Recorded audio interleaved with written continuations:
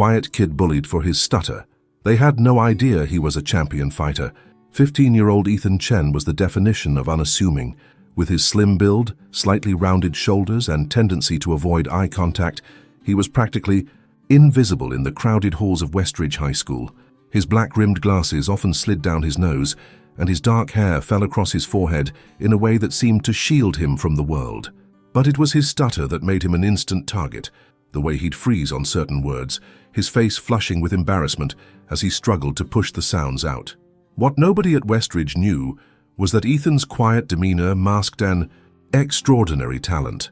For the past 8 years, he had been training intensively in mixed martial arts under the guidance of his uncle, a former professional fighter who had competed internationally. In their private dojo behind his uncle's house, Ethan moved with a fluid grace and explosive power that would have shocked anyone who knew him from school. There, he wasn't the stuttering, awkward teenager. He was a disciplined warrior whose lightning-fast reflexes and technical precision had earned him multiple junior championship titles in tournaments across the state. At Westridge, the self-appointed king of the social hierarchy was Blake Thompson, a junior with broad shoulders, an athletic build, and the kind of handsome face that seemed permanently fixed in a smirk. As the star quarterback with a wealthy father who donated generously to the school, Blake operated with near impunity. His main sidekicks were Damon Reynolds, a tall, lanky basketball player with a cruel laugh, and Chad Wilson, a stocky wrestler who seemed to derive genuine pleasure from others' discomfort. The rest of the student body mainly served as an audience, uncomfortable witnesses who averted their eyes when Blake and his friends found a new target. Teachers like Miss Patel and Mr. Gonzalez occasionally intervened, but most had adopted an unspoken policy of looking the other way, especially when it came to Blake, whose father sat on the school board. Setting Westridge High School was a sprawling brick structure built in the 1970s, with long fluorescent-lit hallways and a reputation for academic excellence that masked its toxic social hierarchy. For Ethan, it was a new beginning, or so he'd hoped when his family moved to town just 2 months ago, at the start of the fall semester. The main cafeteria, with its institutional beige walls and circular tables that clearly marked social territory, was a daily battlefield for Ethan. The back hallway near the gym locker rooms was another danger zone tucked away from faculty offices and surveillance cameras. But perhaps most treacherous was the student parking lot, where the informal boundaries of school authority grew fuzzy, and Blake's crowd congregated around their expensive cars after the final bell. Initial conflict set up. Ethan's first few weeks at Westridge had been relatively peaceful. He'd managed to blend into the background, eating lunch alone and speaking only when called upon in class.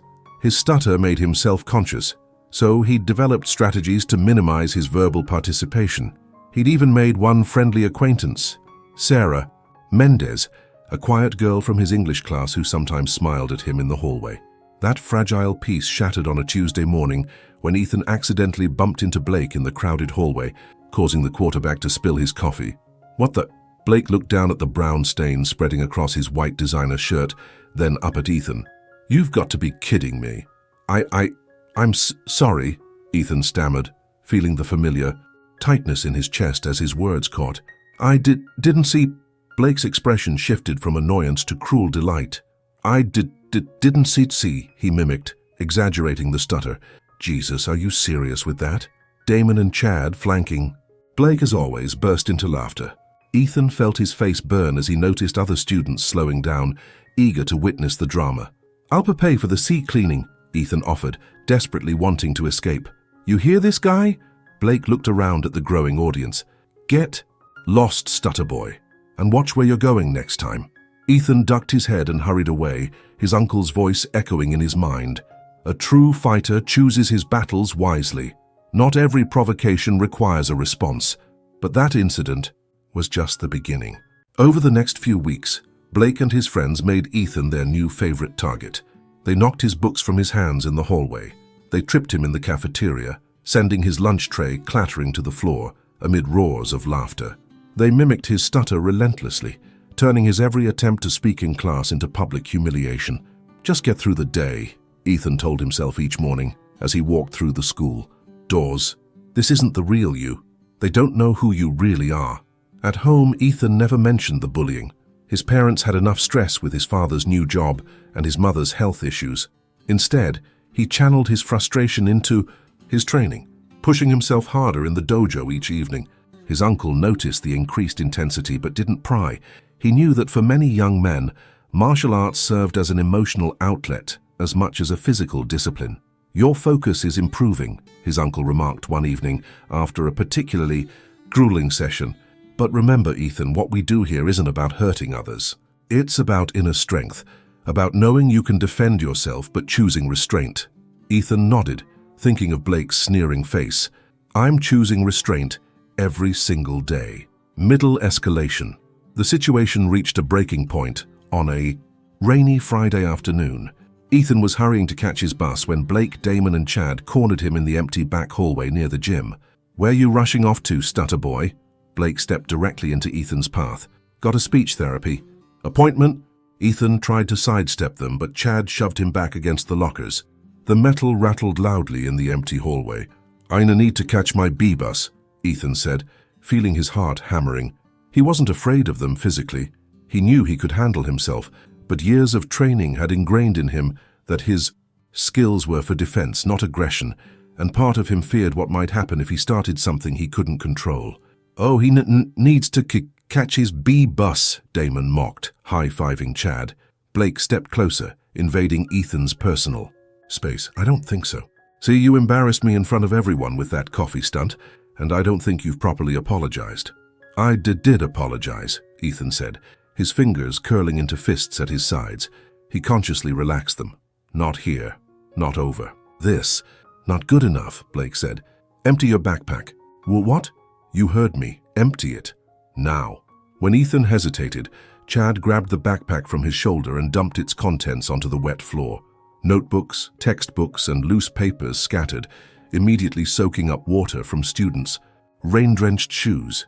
Something in Ethan shifted as he watched Blake deliberately step on his physics homework, grinding it into the dirty floor with his expensive sneaker.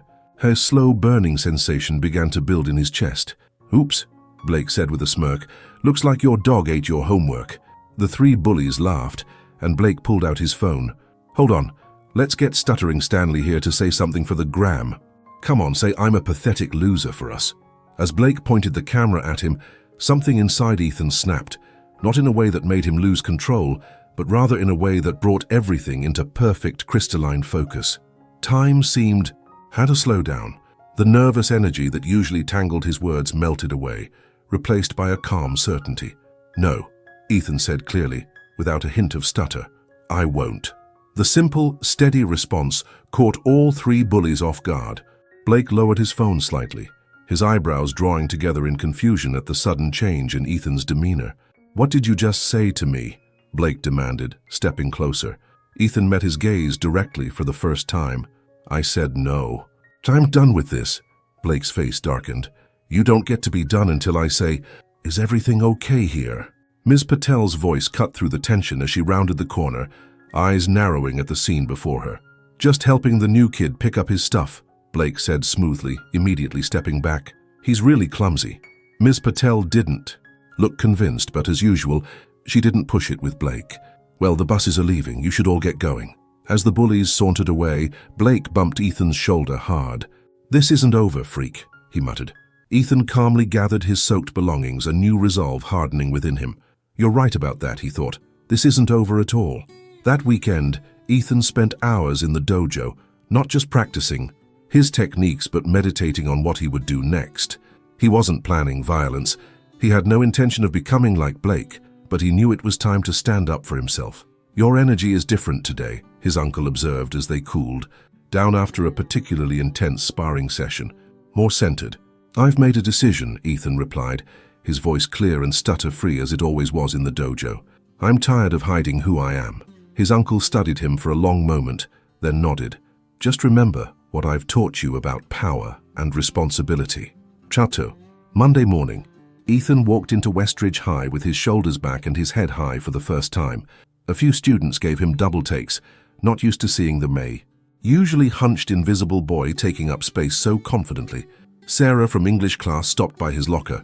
"Are you okay? I heard about what happened Friday." "I'm fine," Ethan said, managing his words carefully to minimize his stutter. "But things are going to be different now." Sarah tilted her head, curious about the change in him. Different how? Ethan just smiled. You'll see. Climactic confrontation.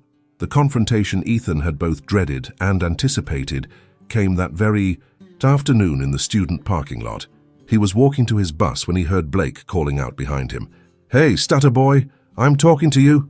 Ethan turned slowly to face Blake, who was flanked as usual by Damon and Chad. A small crowd of students had paused to watch, sensing the build-up of tension. "What do you want, Blake?" Ethan asked, his voice calm and measured. He concentrated on each word, and while his stutter wasn't completely gone, it was minimal. Blake seemed momentarily thrown by Ethan's composure, but recovered quickly. "You think you can disrespect me and just walk away?" "I haven't disrespected you," Ethan said, "but I'm not going to let you bully me anymore." A collective "ooh" rose from the watching students. No one spoke to Blake Thompson that way. Blake's face flushed red. "You don't get to decide that." He stepped forward, shoving Ethan hard in the chest. Ethan absorbed the push without stumbling, his balance perfect, his stance automatically adjusting. As he'd done thousands of times in training, the subtle shift in his posture was noticeable to anyone who knew what to look for. Suddenly, he didn't look like an easy target anymore. "Don't do this, Blake," Ethan warned quietly. "Just walk away." "Or what?" Blake laughed, looking around at the growing audience. "You gonna stutter me to death?" "Last chance," Ethan said. "Walk away." Blake lunged forward, throwing a wild punch aimed at Ethan's face. What happened next left the entire parking lot in stunned silence. Ethan moved with liquid precision, sidestepping the punch so that Blake's fist found only air. In the same motion, he grasped Blake's extended arm, using the quarterback's own momentum to pull him off balance. With a quick sweep of his leg, Ethan sent Blake sprawling to the pavement.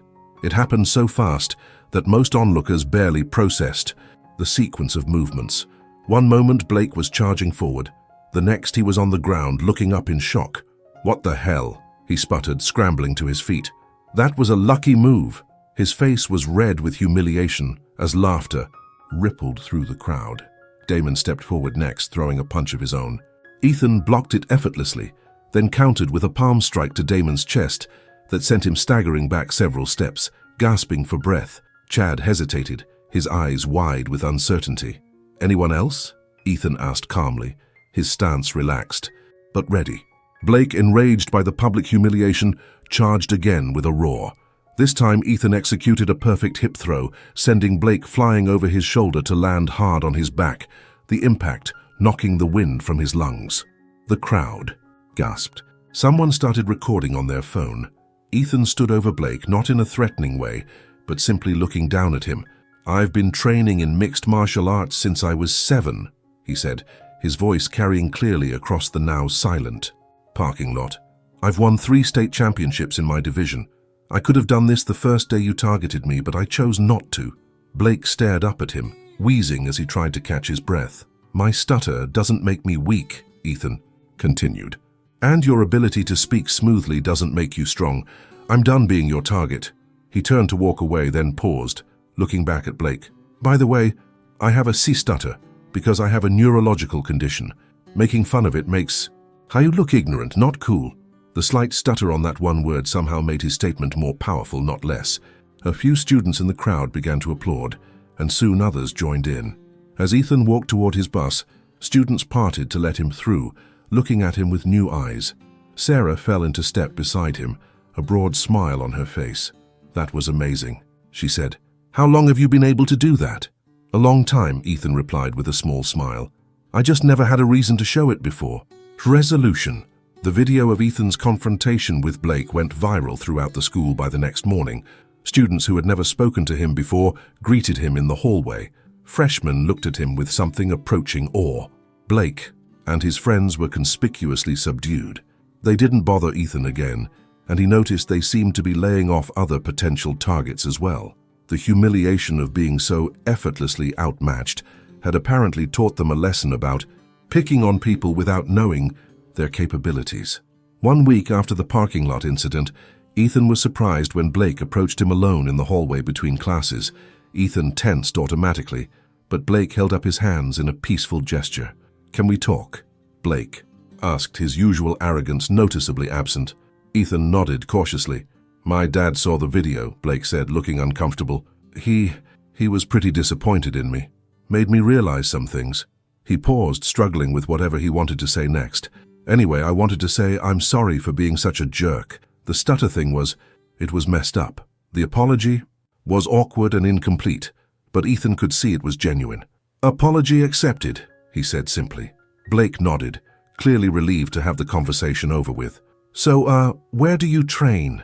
That move you used was insane. My uncle's dojo, Ethan replied. It's called Harmony Martial Arts. Cool, Blake said, then added, maybe I'll check it out sometime. He walked away before Ethan could respond. In the weeks that followed, the social landscape of Westridge High shifted subtly. Ethan found himself with a growing circle of friends, including Sarah, who turned out to have a passion for photography and often came to watch him train at his uncle's dojo. But the most significant change was within Ethan himself. His stutter didn't magically disappear. It was still there, especially when he was tired or stressed, but he no longer felt the need to hide behind it. He spoke up more in class, joined the school's martial arts club, and even volunteered to give a presentation in speech class about neurological conditions and stuttering. After his presentation, which received enthusiastic applause despite his occasional verbal stumbles, Mr. Gonzalez approached him. I wish I'd known what was happening to you earlier, the teacher said. I should have done more. It's okay, Ethan replied. I should have spoken up sooner too. Well, I'm glad you finally did, Mr. Gonzalez said. You've made quite an impact around here. Indeed, Ethan had noticed other changes beyond his own experience. A new freshman with a severe case of acne, who had been starting to receive the same treatment Ethan once had, was now left alone. A girl, with a limp from cerebral palsy, who used to eat by herself, now had regular lunch companions. One afternoon, Ethan spotted Blake actually stepping in when Chad started hassling a sophomore over his outdated clothes. Dude, leave him alone, Blake had said. That stuff isn't cool anymore. As Ethan walked home that day, the autumn sun warm on his face, he reflected on everything that had happened. His uncle had always taught him that martial arts wasn't about fighting. It was about building the confidence to avoid fights, about knowing your own strength so well that you didn't need to prove it to others. I didn't come here looking for respect, Ethan thought as he watched a group of kids from school wave to him from across the street. But I did need to respect myself. That evening in the dojo, as Ethan's uncle watched him flawlessly execute a complex sequence of moves, the older man nodded in approval. Your technique has always been excellent, Ethan, he said, but now your spirit matches it. Ethan bowed, understanding the profound compliment. Thank you, uncle, for everything you've taught me. The most important battles, his uncle replied with a small smile, are the ones we fight within ourselves. Facing the bullies was just the visible part of your victory. The real triumph was finding the courage to be fully yourself. Ethan nodded, thinking of how he no longer tried to hide his stutter or minimize his presence. He had discovered that true strength wasn't about dominating others. It was about standing firmly in your own truth, regardless of what anyone else thought. And that was a lesson worth learning, stutter and all.